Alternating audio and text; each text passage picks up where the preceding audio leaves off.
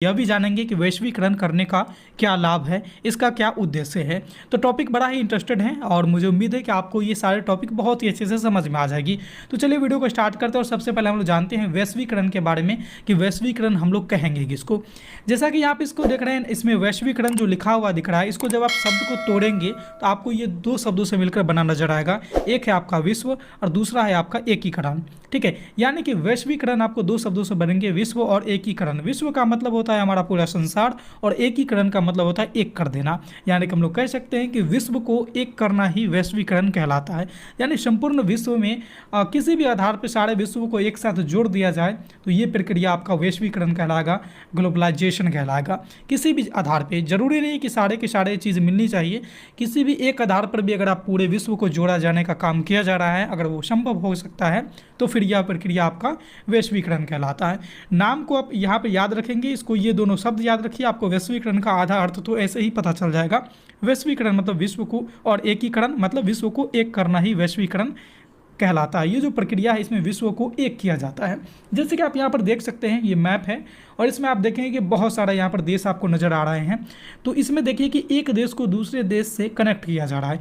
किसी भी माध्यम से अगर सारे देश को एक दूसरे से कनेक्ट कर देंगे तो यही प्रक्रिया आपका वैश्वीकरण कहलाएगा। वह कनेक्ट करने का जो आधार कुछ भी हो सकता है, ठीक है, शिक्षा, व्यवसाय, चिकित्सा, टेक्नोलॉजी, कुछ भी हो सकता है। किसी भी आधार पे अगर एक देश को दूसरे देश से कनेक्ट करके पूरे देश को एक दूसरे से कनेक्ट कर देंगे, एक जाल बना देंगे, तो ये चीज़ें आपका वैश्वीकरण कहलाती है। तो वैश्वीकरण के बारे में और भी जानते हैं हम लोग कि जब विश्व के सभी देशों को किसी भी क्षेत्र में उदारीकरण की नीति को अपना लेते हैं तो उस देश उस खास क्षेत्र के लिए एक हो जाते हैं और इस प्रक्रिया को वैश्वीकरण कहते हैं। लेकिन आप लोग को यहाँ पर एक कन्फ्यूजन हो रही है कि ये फिर उदारीकरण क्या होता है ना।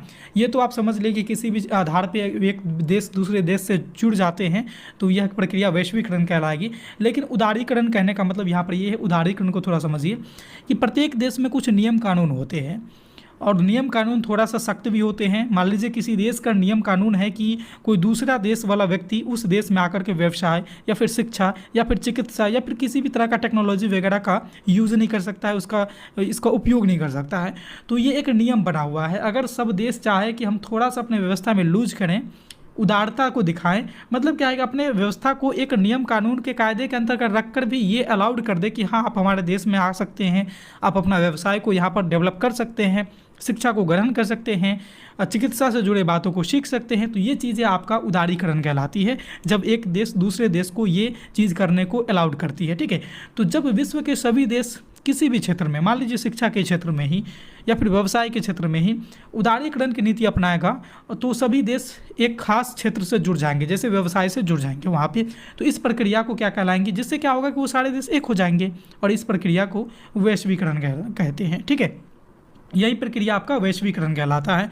लेकिन वैश्वीकरण से मतलब ये जो प्रक्रिया किया जाता है वैश्वीकरण, इसको कई आधार पे किया जा सकता है। एक देश को दूसरे देशों से कई आधार पे जोड़े जा सकते हैं।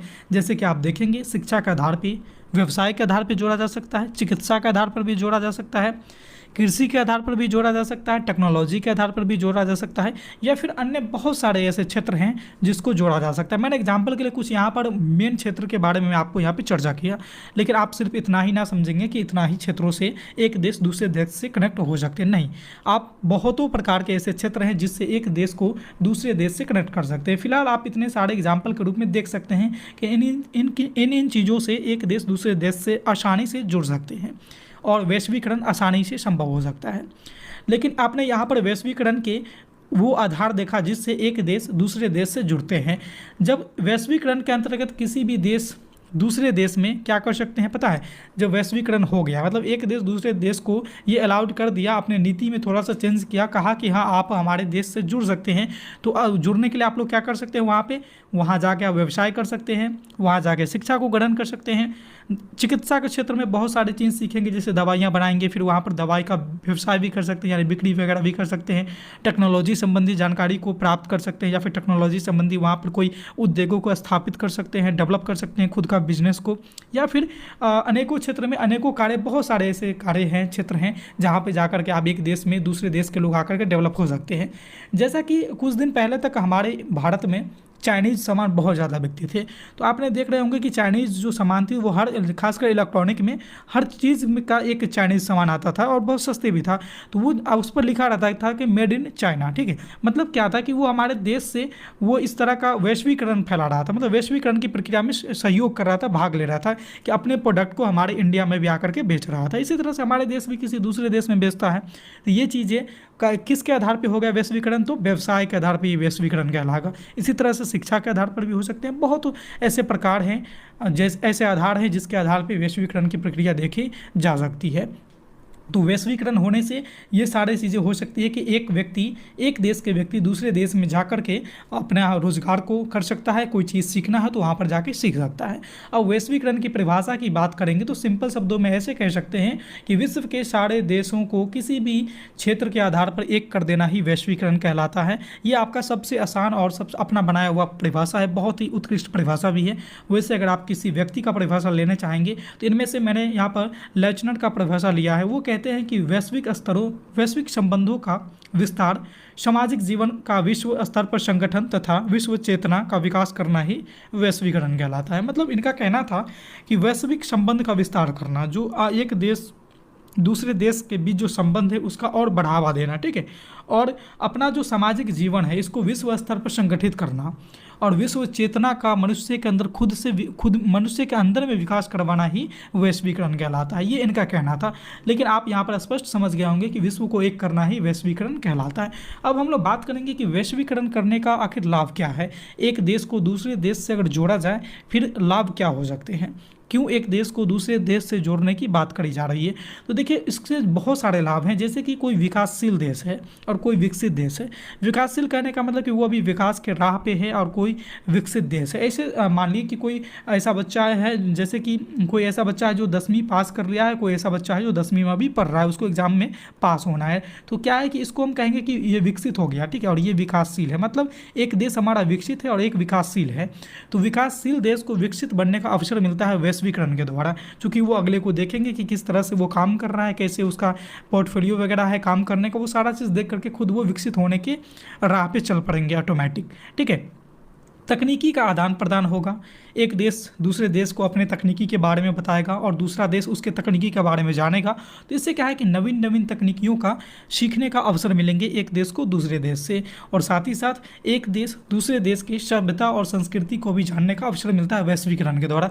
चूँकि विश्व से हम जुड़ गए हैं, अपने देश की संस्कृति हम उसको बताएंगे, अपनी भाषा उसको बताएंगे, अपने पहनावा उसको बताएंगे, अपने भोजन हम उसको बताएंगे, और उसके पहनावा, भोजन, संस्कृति, सभ्यता सारी चीज़ हम उसके बारे में खुद जानेंगे। तो एक देश को दूसरे देश के बारे में जानने का यहाँ पे मदद मिलता है। वैश्वीकरण का ये बहुत बड़ा लाभ है।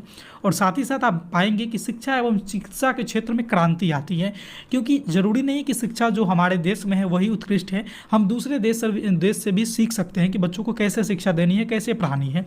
और चिकित्सा की बात करेंगे तो कुछ दिन पहले हम लोगों का जो पूरा विश्व कोरोना जैसे महामारी से ग्रसित था, तो वहाँ पर आप देख रहे थे कि सुन रहे थे बार बार न्यूज़ में कि फलाने देश ने कोरोना का वैक्सीन तैयार कर लिया है, तो फलाने देश ने इस पे इस्तेमाल किया, उसका इतना प्रतिशत सही रहा। मतलब क्या है कि चिकित्सा के क्षेत्र में एक देश अगर काम कर रहा है तो वो दूसरे देश को भी बताएगा कि हाँ मेरे यहाँ इस बीमारी का खोज हो गया है, आप भी डेवलप हो सकते हैं और इससे अपना यहाँ पर इसका दवा बना करके अपने देश के लोगों को भी जान बचा सकते हैं। तो ये शिक्षा और चिकित्सा के क्षेत्र में क्रांति आ जाती है अगर वैश्वीकरण किया जाए तो, ठीक है। तो ये इसका बहुत बड़ा लाभ है। और भी हम बात करेंगे कि व्यवसाय के क्षेत्र में बहुत ज़्यादा बढ़ोतरी मिलती है कि हम अपना प्रोडक्ट को अपने देश में तो बेचेंगे ही बेचेंगे, साथ ही साथ दूसरे देश में जा करके बेचेंगे। हो सकता है कि हम अपने प्रोडक्ट, जो भी मेरा प्रोडक्ट है इंडिया में 10 रुपये बिकता है एक पीस का, तो हो सकता है वो दूसरे देश में जाकर के उसका वैल्यू 15 रुपये है, तो फिर वहाँ से हम 5 रुपये एक्स्ट्रा इनकम कर सकते हैं, जिससे हमारा देश और भी अच्छे से विकसित हो पाएगा, ठीक है। तो ये सारी चीज़ें वैश्वीकरण के लाभ हैं। जैसा कि इसके लाभ के बारे में एक दो पॉइंट और हम बात करेंगे, तो इससे रोजगार के अवसर मिलेंगे, चूँकि व्यवसाय की संख्या बढ़ेगी, फैक्ट्रियाँ ज़्यादा बनेंगे, उद्योग ज़्यादा लगेंगे, तो ये जो बेरोजगारी की समस्या है उसमें लोगों का रोजगार मिलने का अवसर के चांस भी ज़्यादा मिलेंगे। एक देश को दूसरे देश से अनेकों क्षेत्र में नया नया सीखने का अवसर मिलेगा। ठीक है, चूंकि हम जो चीज़ हम नहीं जानते हम दूसरे देश से सीखेंगे, दूसरा देश हमसे सीखेगा, तो एक देश दूसरे देश से यहाँ पे जान पहचान करेगा, नए नए चीज़ को सीखेगा। और इससे क्या होगा कि हम लोग के अपने में एक तरह से लगेंगे कि भाई भाई हैं, मतलब एक विश्व बंधुत्व की भावना विकसित होगी, एक विश्व भाईचारा की भावना विकसित होगी। अगर वैश्वीकरण ये संपन्न हो जाता है अच्छे ढंग से, अगर ये हो जाती है, तो ये सारे के सारे वैश्वीकरण के लाभ हैं जो मैंने अभी आपको बताया।